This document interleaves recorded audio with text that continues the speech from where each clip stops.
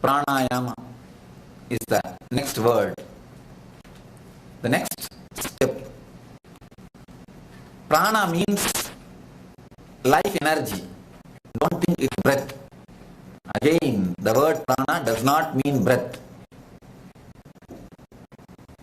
Yama means handling it properly or using it ultimately. Pranayamam. You need to understand this word totally. Using the life energy. Pranayama means using life energy. Using the life energy. Breath means something like a air which is going inside your system, coming out of your system. But breath is not prana. Understand? Breath is like a lorry.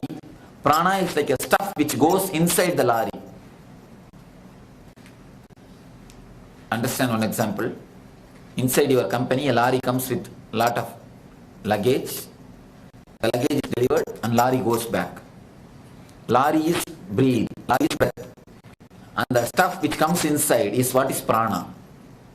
Prana is a subtle portion, a subtle energy which is being carried, which is inside the breath. Pranayama means using the life energy.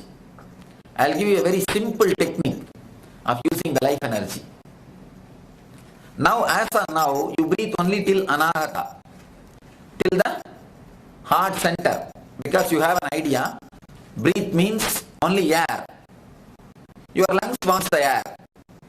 So you breathe only up to the lungs, up to anahata, up to the heart center.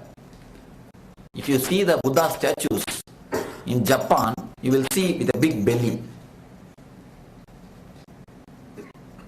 In Zen, there is a beautiful word. You should breathe till the Muladhara Chakra, till the belly, till the lower abdomen. That is why they mention, they show the Buddha with a big belly.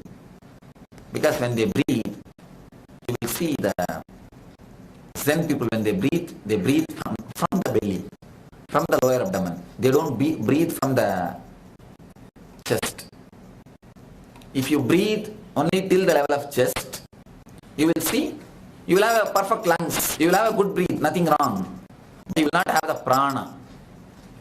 If you breathe as deeply as possible, only the prana happens to you. The energy happens to you. Otherwise you will get only the oxygen. Oxygen does not mean energy. Please understand. Pranayama means using the energy, taking the energy from the air. Now, air goes in, oxygen is taken out, air comes out.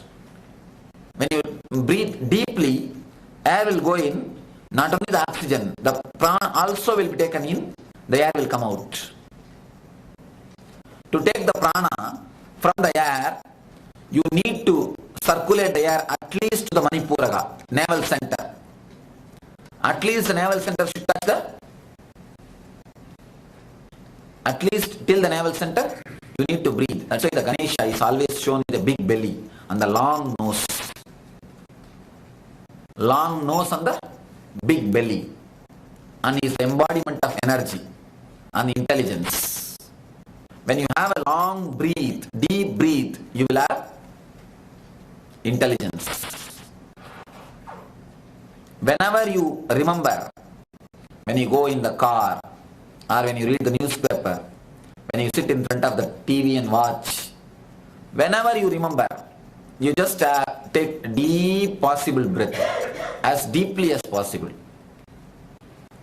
Deep breathe. You will see your energy, the prana, level of prana will become more and more, higher and higher, and it will become beautiful. It will start expanding. Whenever you remember, just take as deeply as possible the deep breaths. You will see your whole being will start living. Now, as on now, you supply only oxygen to the body, never the breath.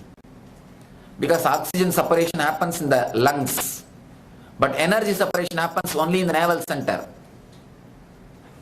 Only in the navel center, the energy separation happens. Energy can be separated from the air only in the navel center. Only oxygen can be separated in this region. So all of you be aware, only when you take deep breaths, the energy can be separated from the prana. That is why they call pranayama is the basic need for all the spiritual aspirants. You need to have more sharpness, more intelligence, more awareness. There are thousands of pranayama techniques which is not necessary for all of you. This is a very simple pranayama technique and very helpful. Whenever you remember, immediately start breathing as lengthily as possible. Continuously have the long breath. After some time it will become habit. After some time it will become habit. Now you have very shallow breath. Very shallow, just like your mind. Very shallow. Any moment it can change. This moment you say somebody is friend, next moment you say he is your enemy. Because of him only I have been cheated. The very next moment you say, no, he has done everything, so much for us, Swamiji.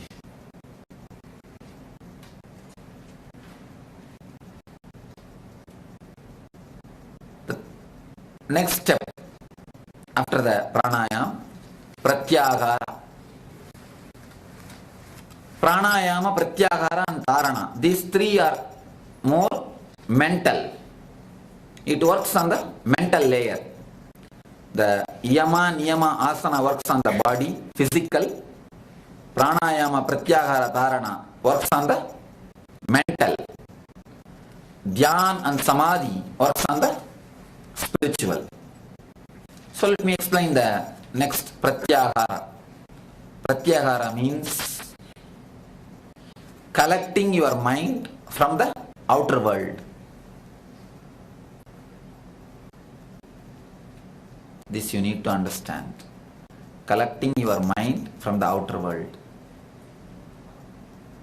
Now, as of now, how you use your mind. You have a small experiment. When you go back to your house, sit just for 5 minutes and write down whatever thoughts comes to your mind. Honestly, you are not going to show to anybody. You are going to have it only for you. Just write down.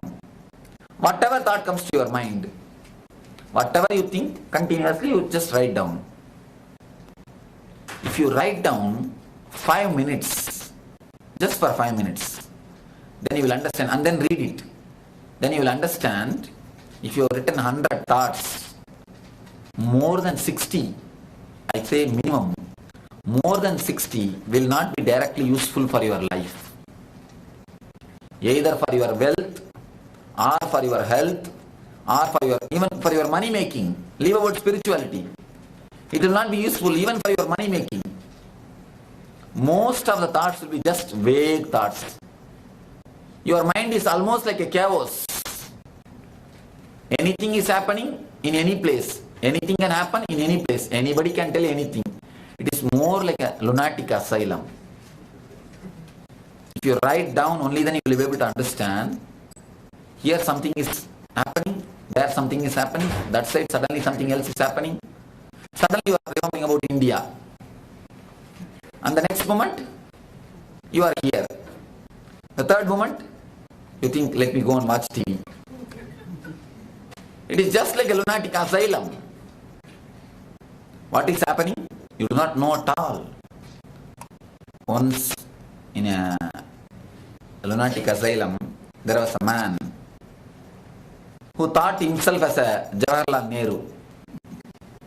He always used to think he is a Nehru. And he used to say he is a Nehru and he used to dress just like him and have a rose flower and move about just like a Nehru.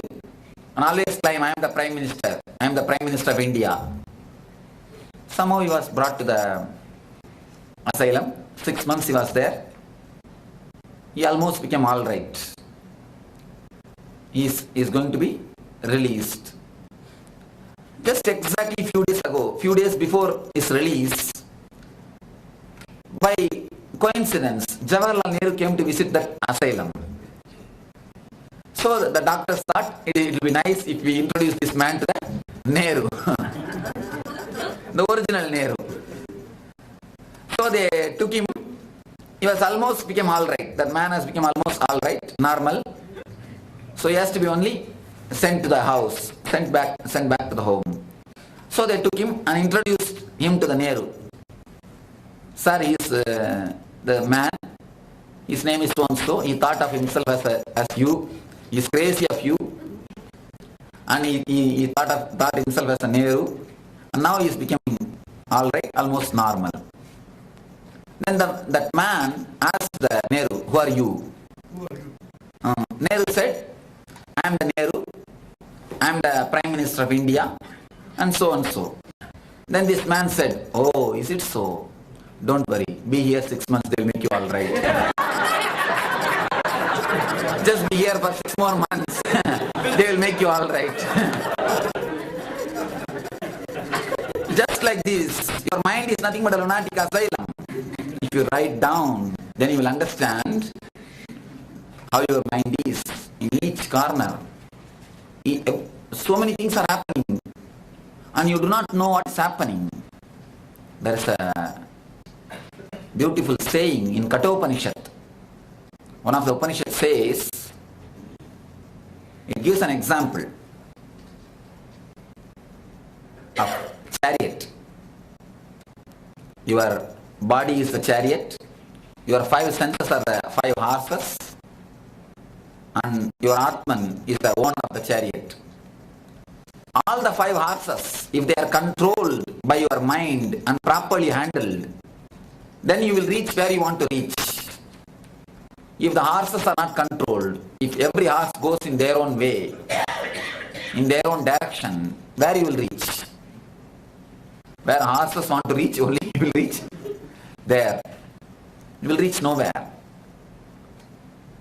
Pratyahara means controlling or collecting, not even controlling. The word controlling has got some bad connotation.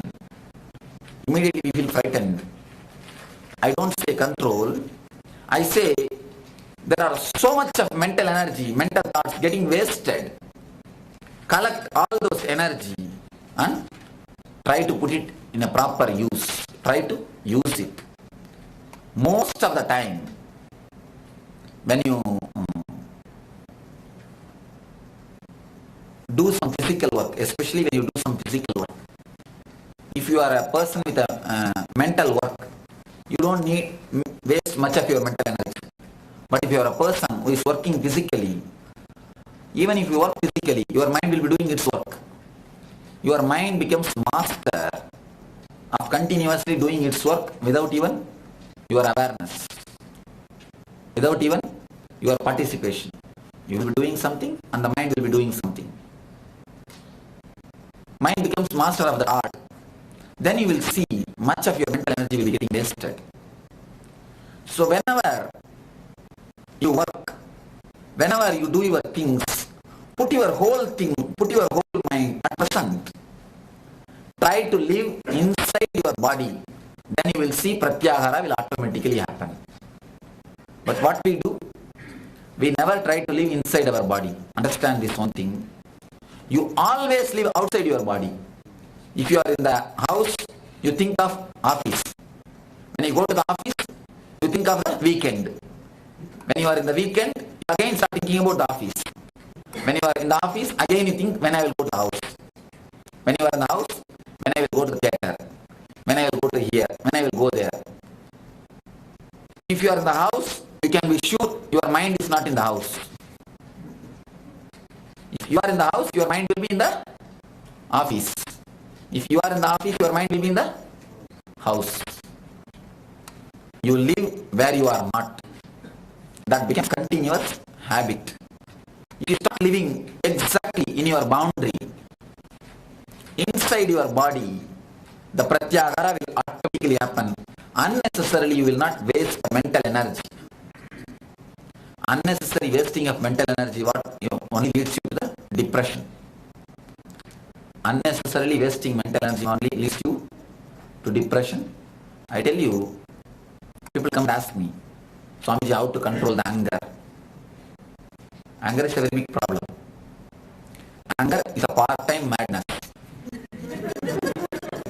Madness is a full-time anger. That's all.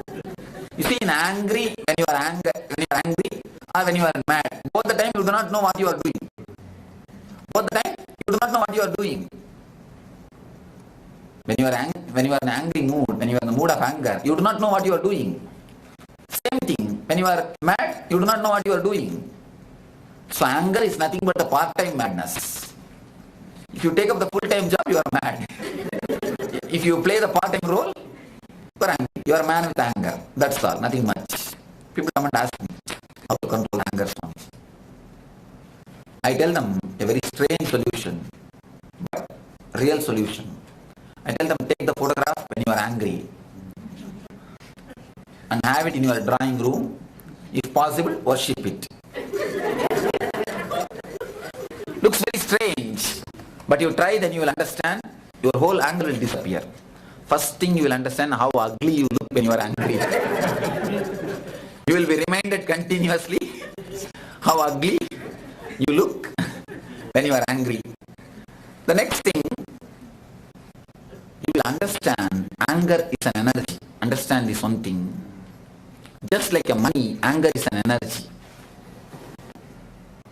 If somebody does a job for you which is worthy of $1,000, how much you will pay? Not surely more than $900. If the man is really courageous to fight with you, then he may get $990. At the most, if you are a little compassionate and charitable, you may give away $1,000, that's all. But never more than that. But if the same man does a mistake of $1,000 worthy, how much of anger you will shower on him? How much of anger you pour on him? How much of anger? At least 10,000 rupees worth of anger you pour on him. If a child cries, you shout much more than the child. Your voice will be more louder than the child. Actually, most of the time they get frightened. It is not that they simply stop crying. They get frightened by your voice and they stop crying. Most of the time, they get frightened, and most of the kids you can see, if you start telling the stories, immediately they sleep. Don't the part of the story, they are afraid to listen to stories. Anyhow, when you respect anger as an energy, you don't waste it. But most of the time, you don't have respect for your anger. You don't understand that as energy. Anger is energy. If you spend too much of money, you will become bankrupt. Same way, if you spend too much of anger, you will become energy corrupt. A new word, understand? Energy corrupt. That is why after shouting, after pouring out your anger, you feel so tired. You just fall in your sofa and ask for Coca-Cola. Coke or coffee. Actually, you feel totally drained. You feel totally drained. A small outburst of anger can suck one day energy. It can suck whole one day energy. So, wasting your energy, wasting your thoughts, wasting your mind makes you energy corrupt. Pratyahara means understand how much you waste your energy. Again and again scan your life and start collecting your energy. It is more like gold. Anger is gold. I always tell the people, we should create one more Lakshmi, Koba Lakshmi. Actually, Koba Lakshmi, she is the energy. You waste it because you don't have respect for it. You have respect for money. That's why you always keep inside and lock it. But if you don't have the respect, naturally you won't keep it inside and lock. Because you have respect, you keep inside and lock, use it only when it is necessary. On anger, you don't have respect. You don't have respect on your anger. You think it is free, so you just throw it on anybody. Have understanding, have respect for your energy. You will understand what is